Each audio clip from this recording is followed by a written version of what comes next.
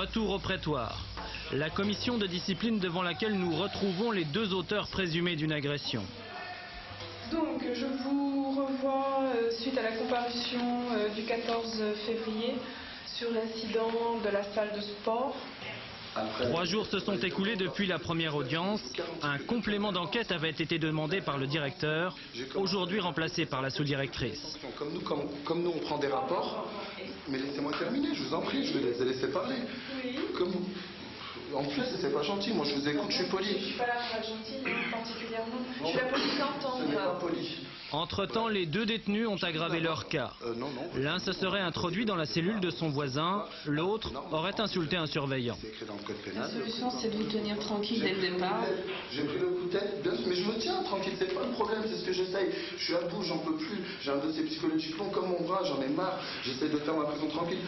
Apparemment, vous ne la faites pas vraiment tranquille. Certes, j'ai des torts, mais on va dire que j'ai peut-être que 25% de torts. Nous, on va analyser, nous, de notre je côté. comprends que, en fait, vous poussez tellement les gens psychologiquement qu'ils n'arrivent plus à s'en sortir. Je pense pas que le personnel pousse psychologiquement les gens à bout. Vous menez quand même dans 3 affaires. Il n'y a rien contre vous. De toute façon, la commission va statuer alors dans le 25% de vos responsabilités. Et on prendra une décision à 25%. Allez, sortez. Sortez.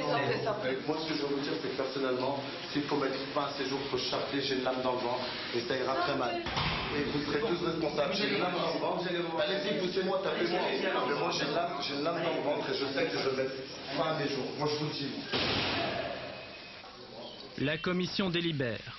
Les deux détenus encourent une peine d'isolement en quartier disciplinaire, peine qui peut aller jusqu'à 45 jours de mitard. La décision revient à l'administration pénitentiaire seule. Il n'y a pas de tierce personne, pas de magistrat ni d'avocat. Le prétoire, c'est le contraire du procès public. C'est l'administration pénitentiaire qui reproche aux détenus quelque chose et qui va juger très rapidement la même question. C'est-à-dire ce sont les mêmes personnes qui font le rapport, établissent les griefs à l'encontre du détenu et jugent. Pendant ce temps, il n'y a pas de regard extérieur. Donc vous avez 8 jours avec sursis de quartier disciplinaire, avec sursis. La commission a statué. Pour ces incidents en répétition, plusieurs peines s'additionnent. Ce qui vous fait un total de 20 jours de quartier disciplinaire à purger. Je vomite à ton face. 20 jours. Oui. Je vais me suicider, je vais voir un psy. Je vais voir un psy. C'est visité par le personnel médical. Alors, pour les faits... La commission informe à son tour le deuxième accusé, celui qui semblait le plus calme. Pour lui aussi, la sanction est de 20 jours. Voilà. Vous pouvez y aller. Vous pouvez y aller. Ouais. Je vais vous expliquer. Attendez. Le détenu vient de se taillader l'avant-bras. Ça vient du sexe, je veux bien mourir. Vous êtes bien content. Il avait dissimulé une lame de rasoir au creux de sa main. Il sera soigné dans sa cellule du mitard. Quelques heures plus tard, ce jeune tentera de se pendre. Il sera finalement extrait du quartier disciplinaire sur décision du psychiatre. On va le habiller, il va être à poil. Le quartier disciplinaire est le bâtiment le plus surveillé de la prison.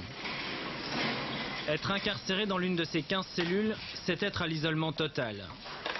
La distribution du repas est dans la journée l'une des rares occasions d'établir un contact humain. Tu veux la salade un petit peu? Non?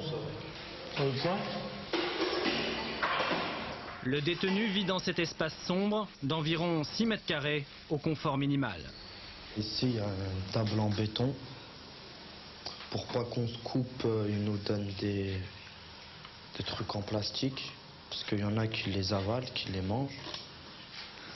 Là, il y a un matelas posé sur un truc de béton. C'est que du béton. On a un chiotte turc avec la chasse d'eau. Un truc pour boire. Un petit robinet pour boire. Une promenade par jour, seul, pendant 1 heure, dans ce réduit bétonné. Et 23 heures sur 24, confiné entre ces 4 murs, sans activité, sans parloir famille.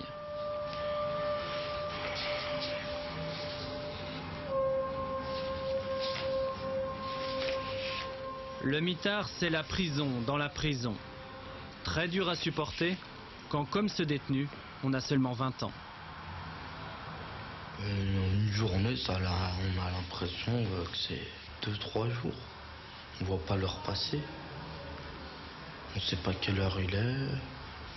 J'appelle le surveillant pour lui demander l'heure qu'il est souvent.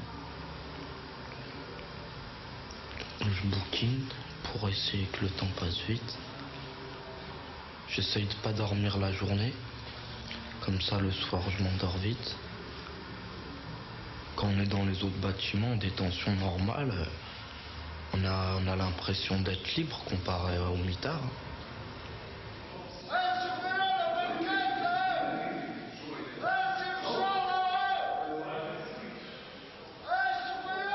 L'année dernière, 7 détenus se sont donné la mort dans les prisons de Lyon, dont 5 au mitard. Un taux de suicide bien supérieur pour cette année-là à la moyenne des établissements français.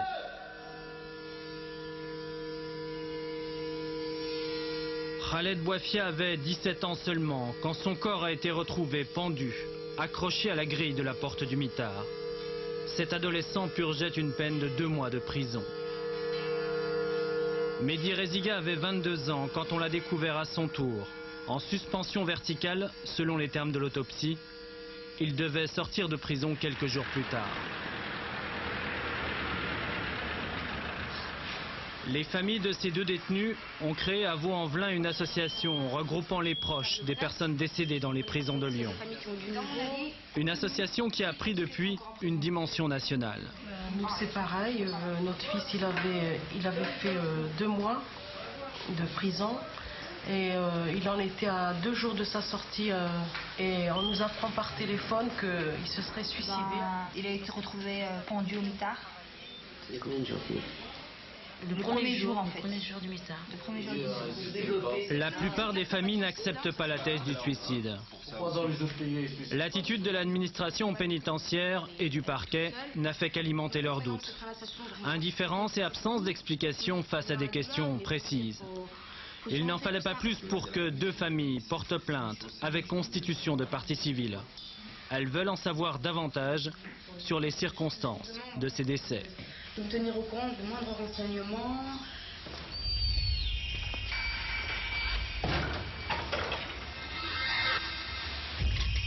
Les maisons d'arrêt Saint-Paul et Saint-Joseph datent de 1830 et 1860. L'état de ces établissements est tel que la seule solution envisageable est de les détruire. Le projet dans les cartons du ministère de la Justice, un nouvel établissement pénitentiaire pourrait être construit à Lyon. Mais à ce jour, aucune date d'ouverture n'a été avancée.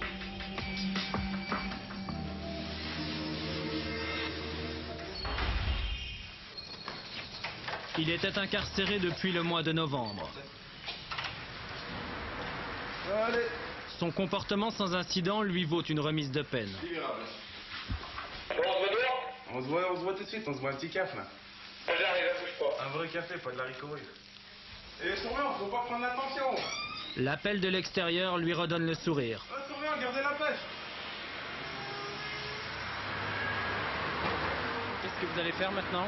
Maintenant là, tout de suite, là je vais aller boire un bon café là. Et je vais rentrer chez moi, je vais aller voir mes parents. Et on va aller retrouver du boulot. Voilà, tout simplement. Qu'est-ce que vous allez garder d'ici, de votre séjour ici? Ici, il n'y a rien à garder, il y a tout enlevé ici.